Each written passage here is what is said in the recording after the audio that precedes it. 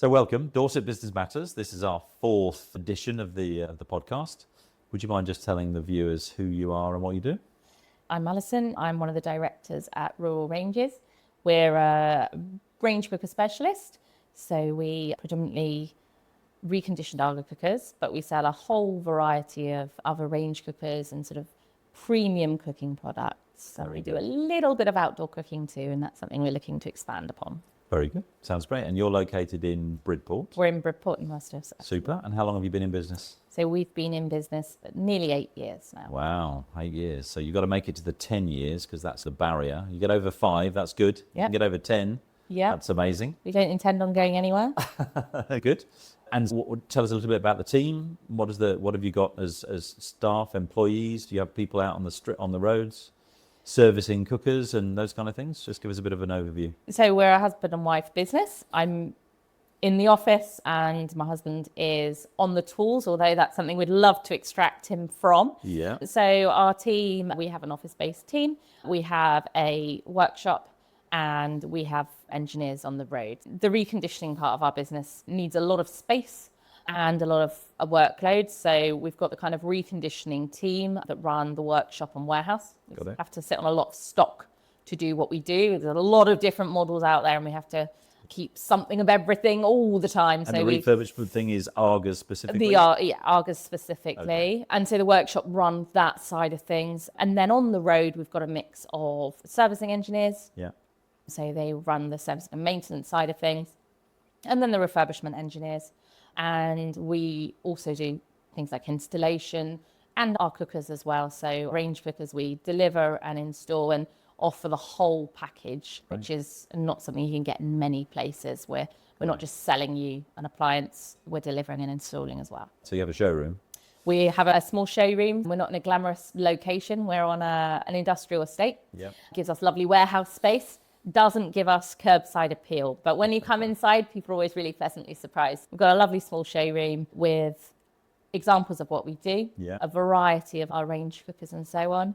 And we handpick what gives us a really good way of showing you as much as possible on the smallest format, because we're a tiny little showroom. Yeah. But what it does mean is that people get really personal service. Okay. So they make an appointment, they come in and see us, we sit down over a cup of tea or very nice coffee, got a lovely coffee machine, and we spend time with the customer. Okay. Equally, if somebody just wants to come in and browse, we're no pressure, people can do that too. But it means it's much more personalised than coming into a big cold space. Great. And so are you using that showroom for things like demonstrations? Are you doing cooking demos and those kind of things in there? So we're looking to do a lot more events this year. Yeah. We've certainly run demonstrations and so on in the past, but we're looking to really ramp that up this year. We're seeing a lot of call for that. Yeah. So we will be running demonstrations on lots of our products, and we're also looking to build an outside area before the spring, and we'll be running events there too. Lots of opportunities to see the products in action, but also to actually come and just have a really good social time and eat some good food. Great. Sounds like a plan. I'll be there. Send me an invite. So let's just go back to when you first started. So what were you doing prior to the 8 years ago? Our background came together quite nicely. Like I say, husband and wife team. Steve, my husband, fellow director, was an Arga engineer for many years beforehand. Okay. So he'd done 16 years in the industry before we set up the business. He was very lucky to have worked for a company that trained him very well. So he was one of the most trained engineers in the country. He can work on every single model of Arga ever made. Every fuel, he had all the certifications under the sun, and also range cookers besides. So he had, and boilers. So he had all the background he could possibly need. He'd done his time. I was a chef. So I had the love for cooking, and I'd been doing that for many years and loved it. Absolutely. My whole world was around food. And Steve had always talked about setting up a business on his own. I was pregnant. I went off on maternity leave. Actually, shortly after we'd started the business. So we, for some unknown reason, decided to give up secure jobs when I was heavily pregnant. And the intention had not been for me to join the business, but it became very apparent very quickly that I was fully on board. Yeah, okay. And when we started the business, I had the baby in a baby bouncer, trying to do the bookkeeping, trying to answer the phones before the baby cried, while Steve was on the road, and picked up very quickly. And so I never went back to work. Wow, there you go. It's a big risk, starting a business. Really at that point big, in your life. Yeah, really big, really scary risk. And we started it all on a small personal loan. So we took a small personal loan, which covered a van, 2 months' wages Yeah. and a few tools. Right. So we knew we needed it to work, and we needed it to work fast. So we decided we'd do everything. We wouldn't just service, we'd do refurbishment, and we'd sell some Argas, and we'd do some conversions. So no going in gently and just starting it off. Because we started off very much as an Arga business originally and have expanded beyond that.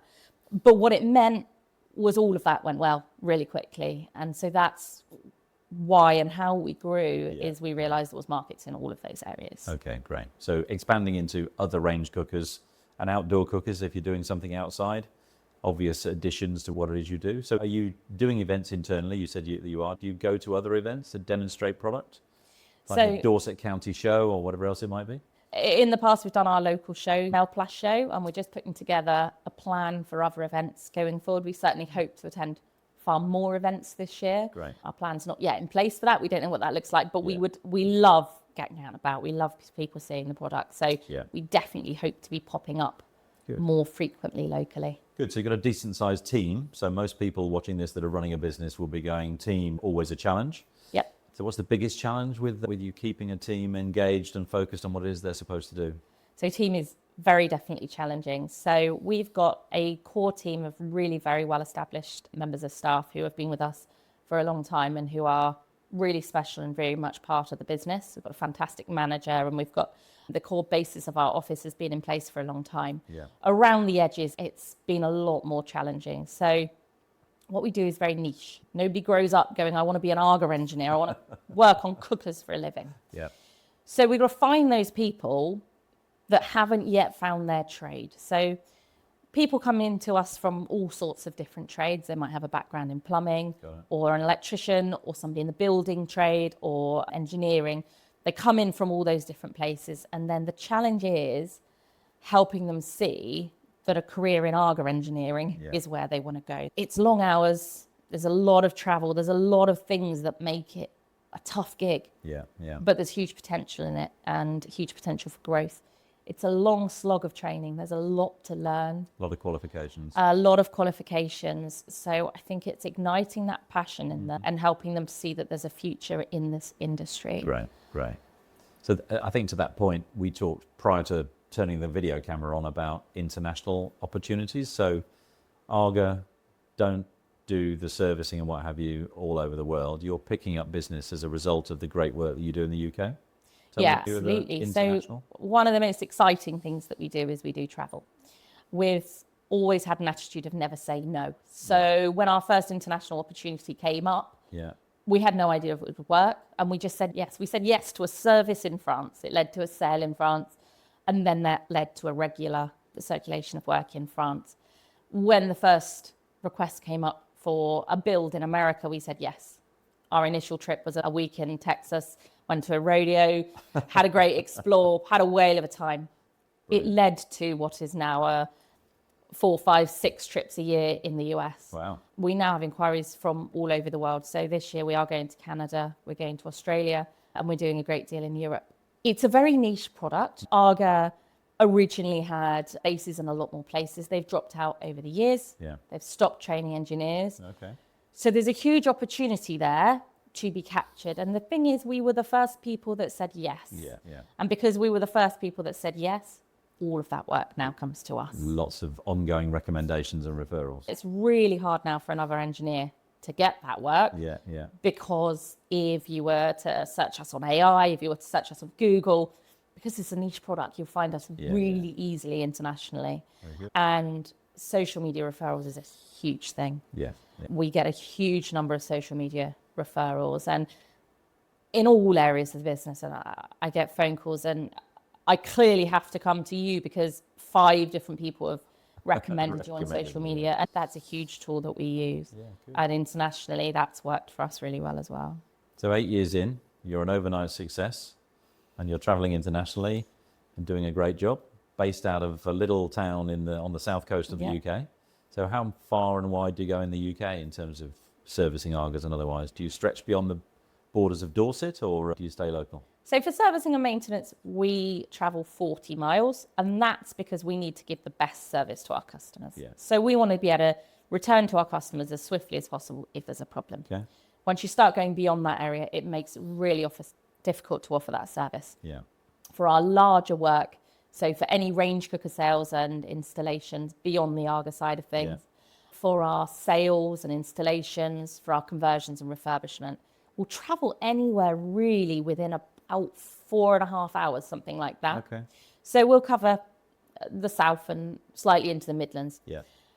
People sometimes question, you'll go to Texas, you'll go to Australia, why won't you come to me in Scotland? And the answer to that is there's really good people that already do that elsewhere. Yeah. So we would far rather recommend somebody more local to you who can do a really good job of looking after you. Yeah, good point. In the north of the country or in Scotland. And there's some really wonderful people that we really get on with that we can recommend there. Yeah. If you're in Luxembourg, there's no answer. There's nobody I can recommend you to. Right. So I'll come and look after your Arga. Not me personally, I'll do a terrible job. One of our team will come and look after your Arga. So that's been our attitude with where we'll travel. We will travel there if we can't recommend somebody that can do a really good job locally. Yeah, got it.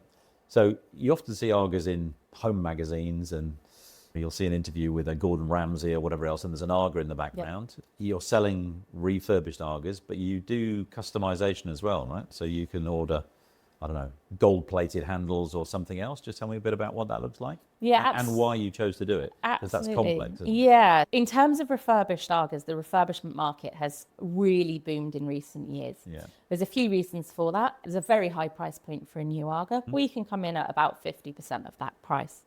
The product looks like and works like new. Yeah. We shot blast back to bare cast.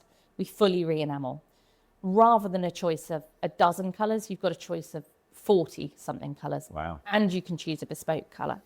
So you can have something really unique and tailored to you. The other thing we can do is traditional fuels. Yeah. On the new market, you can only get controllable electric. Our controllable electric systems are more sophisticated than anything you can get on the new market. So there's so much going for the reconditioned market. The other thing that we've really led on is the customization side. People love now matching their finishes in their kitchen. So they'll match their tap to their handles and so on. And traditionally, an Arga has only been available with chrome fittings. Yeah. And so for some people, that aesthetic is really important. That Arga doesn't fit into that aesthetic. Got it. So whether on one of our reconditioned Argas, on a brand new Arga, or on your existing Arga, we can change those finishes. So we've got a set number of finishes, but we can also do a best match finish. So we'll take a sample, we'll take a door handle, and we'll match. Okay. And we've been lucky enough to have some big names championing. One of our biggest was Stacey Solomon, who had us refinish the Arga in her kitchen with our finishes. And so that's become a really big part of what we do in making the Arga fit into that whole niche aesthetic. Part of a niche marketplace. It absolutely is. But because, again, we were the first people to do it, we're the go-to people. And we also supply those parts now to our engineers and so on. And it's Arga have brought out 2 finishes. They've not caught up with us, and you can only get them on specific colours. So if you buy a black Arga, you can have black finishes. And if you get a particular shade of blue, you could have a particular shade of copper. There you go. You could have from us hundreds of different combinations, good. Far more bespoke. So you have a simple business based around a product, which is actually really complicated because you do lots of additional things on the back of it, which is great. Get that completely. So what's your biggest challenge daily running a business that we could pass on to others? Because then I'm going to ask you how you resolve the challenge. So what's the biggest challenge? Time. Okay. 100% time every time. I am permanently behind. Steve is permanently overstretched. We're permanently chasing our own tails. And that can feel a very long, hard slog to get over. Yeah. When I look back over the years, the early years, I worked every night till midnight. Yeah. And so when I look back, things are improving by a lot, but it's a long, hard slog to get there. Yeah. And so what did you do to win back some of that time where you were working till midnight, but you're not now? What's the difference? So one of the big things is setting some very clear boundaries. The business is always there. It's not going away, and trying to create a clear delineation. That's a terrible word. A clear barrier between work and home. Delineation. Delineation. That's what I was looking for. Is an ongoing challenge. Yeah. So that's tricky, but actually when you, rather than going, this work has to happen, it has to happen now, looking at the impact elsewhere, actually if I go to bed now, Yeah. I'm a little bit fresher tomorrow, and actually I'm going to achieve something in the office tomorrow. Sure. So some of those barriers in place. But the other thing is that we never rest on our laurels. Pushing the business further means that we can afford to have the team in place to support. So learning to let go. I love letting go. So some people, oh gosh, but wouldn't you miss that part? I love when my assistant has a day off and I can step back into her shoes. Yeah. I love it even more the next day when she comes back and I can step back out of them. So I love getting to grips with a role, learning that role, doing that role for a time, and then passing that role on to somebody else. Yeah, yeah. And that takes time, but it's something we're beginning to crack. And when I look back at all the things I no longer do, I have somebody full-time in the office running the phones and so on. I have somebody on the books. I have somebody in marketing and sales. I have somebody running the website. I have lots of different people that now do jobs that I had to do. Important lesson. And that's liberating. Yeah, and time is valuable to you, isn't it? Because, of course, often say this, you're in business to build a life, not your life is your business. And, of course, when you start a business, your life actually is your business, isn't it? So how do you escape that? Absolutely. So at what point did you see that changing? 8 years? It's a gradual change. Okay. I would say probably from, I had somebody in the office with me part-time within a couple of years. Yeah. But I would say from 4 to 5 years in, starting really letting go of things. One of an interesting podcast I listened to recently from a particular CEO said that their number one, I think it was How to Be a Billionaire, this particular podcast, aim high. And one of the pieces that the CEO, advices that the CEO gave is, every person in your business should be better at their job than what you could be at it. 100%. And I think your ego, you want to be the best at everything. Of course. But and the early days, it's really easy to want to be that person and be the best at everything. Yeah. Once you start moving forward, it's so lovely when somebody comes and tells you something that you think, I wouldn't have a clue how to do that. Great. That's really liberating and really important. Yeah, every member of your team should be better than you. Yeah, You're absolutely. Right. 100%. Really good. Go back 8 years. You've got an opportunity to start your business all over again.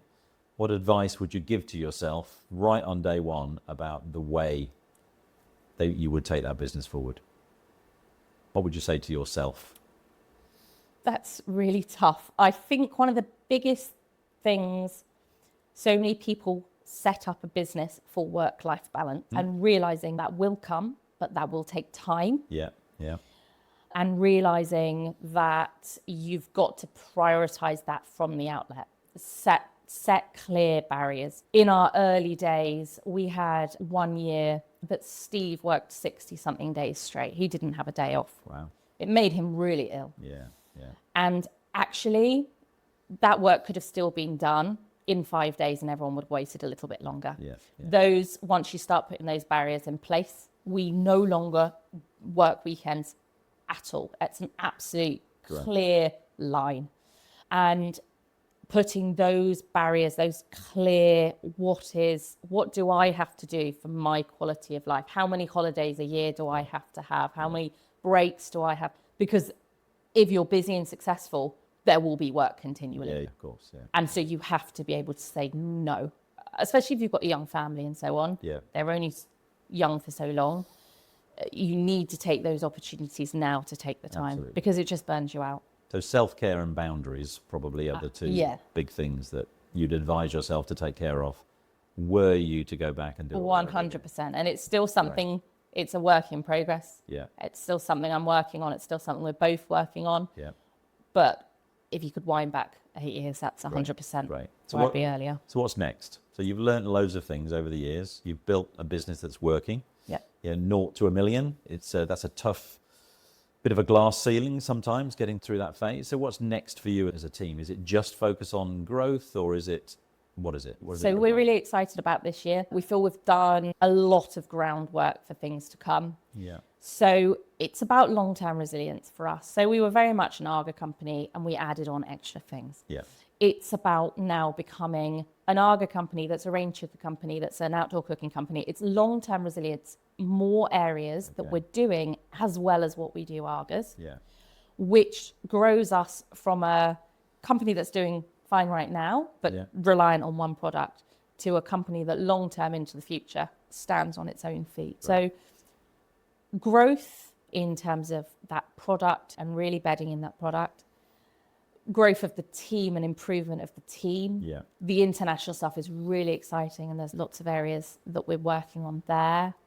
Systemization within the business itself, making everything that we do run more smoothly and more professionally. Yeah. Yeah.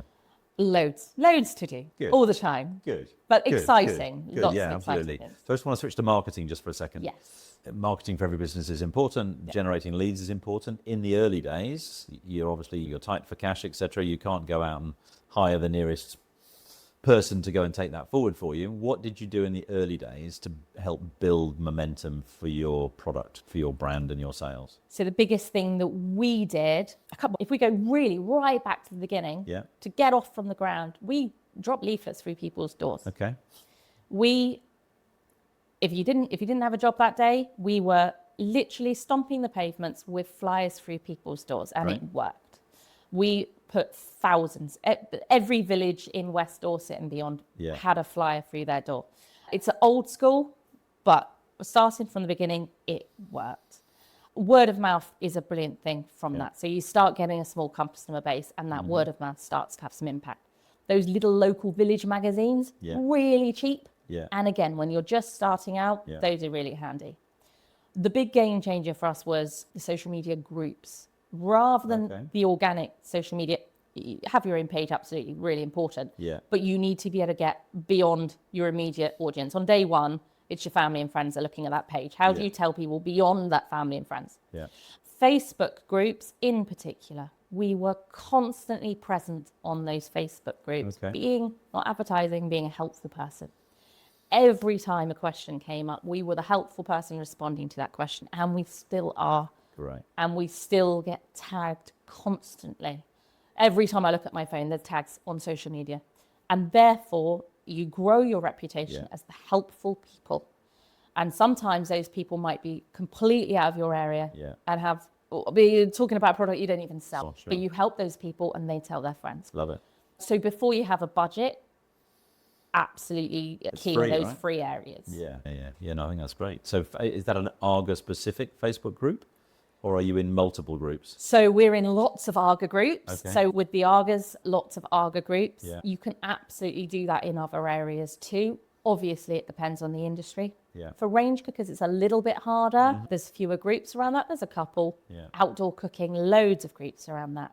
Being an expert in your field and giving advice. But then beyond that, if you weren't talking about those specific products, being in your local area groups. Yeah. Joining as many of those local area groups and keeping an eye on them. It drives you mad at times. It drives you mad at times. You think, God, I want to look at another local group social media page. But something will crop up. You'll make a comment, and down the line, that leads to work. Very good. Very good. So no budget. Use the free opportunity to post on social media. Yeah, absolutely. So you don't need a Facebook marketing boosting post or anything else. Get in the groups. I think that's a really great piece of advice. Yeah, I think it's very easy if you don't know what you're doing to waste a lot of money on social media, ads and so on. If you know what you're doing, great. Until that point, you can easily waste a lot of money. Absolutely. Absolutely. So Argas, chef, perfect union. So as a chef, how easy is it to cook on an Arga? You can cook on an Arga like any other cooker. So when you're looking at modern controllable Argas, you can just apply all of what you do now. Turn it on. And put it in an Arga. Yeah. You can program your Arga. You can use Wi-Fi. Yeah. You can shove oven chips really in the oven if you want. You can do whatever you like. Yeah, yeah. On a traditional Arga, to get the most from it, you want to use some special techniques. And the best way to get those techniques is to go to a demonstration, to visit our social media pages and so on. We produce lots of content to help with that. The key thing on a traditional Arga, you lift the lids up for too long, you lose your heat in your ovens. So it's all about maximising your oven use. Okay. But actually, as soon as you've got those basic rules, it's a couple of rules rather than techniques, really. As soon as you've got that, you produce more moist food, more delicious food. You cook the same joint side by side in a conventional cooker and an Arga. The Arga joint will taste better. Wow. Cast iron locks in moisture. So people are intimidated by the idea of cooking on Arga. They needn't be. Traditionally, people say it's difficult. But not at all. The way it's difficult is if you've got a traditional Aga, gas or oil, Yeah. and nobody's ever told you, cook in the ovens, don't cook on the hobs. Because if you cook on the hobs all day long, actually, you haven't got enough heat in your ovens, and then you're really struggling. So basic techniques from day one. Good. So you're good at teaching people these things. You said you had a lot of posts on social media, etc., about techniques and what you should and shouldn't do. Lots of it on social media. Oh, your website, I guess. Website, people come and visit us in the showroom. We talk through all of these things. Great. There's a whole heap of resources out there, but we're definitely at the forefront of producing those resources. Yeah, love that. It needn't be complicated and people needn't be intimidated by it. And then the other thing, like I say, modern, controllable, scrap the rule book, do what you like, treat it like any other cooker. Yeah, love it. Okay, so year 8, very excited. 2026 is going to be a big year. 100%. Love it. Alison, thank you very much for coming to see us. Really informative. Hopefully people will love the Aga challenge. I always see that as a challenge. Whenever I see an Aga, I think, I'd like to have a go at cooking on that. But more importantly, they'll be looking at your website to see what it is you've got to offer. So thank you very much, Simon. good to see you. Thank you. Thank you.